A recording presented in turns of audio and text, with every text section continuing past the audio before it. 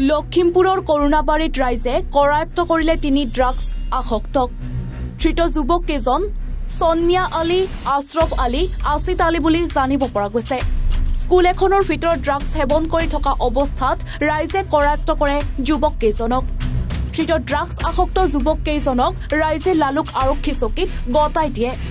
উল্লেখ্য যে বহু দিনৰে পৰা উক্ত স্কুলখনত একাংশ ড্ৰাগছ আসক্ত যুৱকে ড্ৰাগছ সেৱন কৰাৰ খাতি কৰাৰ অভিযোগ উত্থাপন হৈছিল।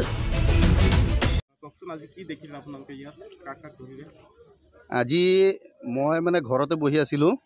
এই সময়ত মানে আমাৰ স্কুলৰ আশে থকা যুৱক কেইজনে মানে মোক ফোন কৰিলে যে ইয়াত বোলে কিছুমান দুষ্ট ল'ৰাবিলাকে মানে ড্ৰাগছ মদ ভাং এইবিলাক মানে প্ৰত্যেক দিনাই বোলে সেৱন কৰে। এই কথাটো মই আগৰ পৰা মানে শুনিছোঁ, কিন্তু মই কেইবাদিনো আহিছোঁ, কিন্তু তেওঁলোকক ধৰিব পৰা নাই। তেওঁলোকে দৌৰি দৌৰি গুচি যায়। কিন্তু আজি ৰাইজৰ সহযোগত মই 3জন যুৱকক মানে ধৰিব পাৰিছোঁ। তেওঁলোকে মানে আমি ডাইৰেক্ট মানে তেওঁলোকৰ কৰ্মত মানে ধৰা পৰিছে। তেওঁলোকে বস্তুখিনি খাই আছে আৰু খাই ইয়াত পৰি আছিলে। এইটো অৱস্থাত মই মানে তাৰ পৰা মানে উলিয়াইছোঁ ৰাইজৰ সহযোগত। আৰু 3জনক মানে লালুক থানাৰ পৰা আহি পেলাই পুলিচসকলে মানে ধৰি লৈ গ'ল।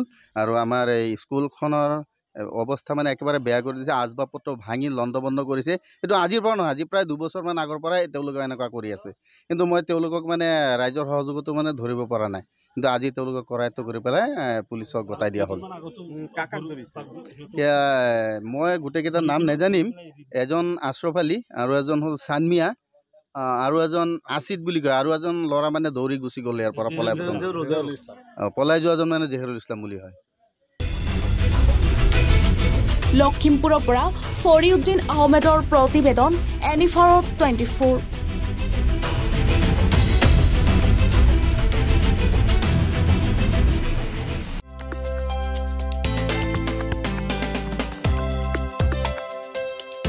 আপোনাৰ ঘৰখন আৰু অফিচ চালে চকুৰুৱাকৈ সজাওক।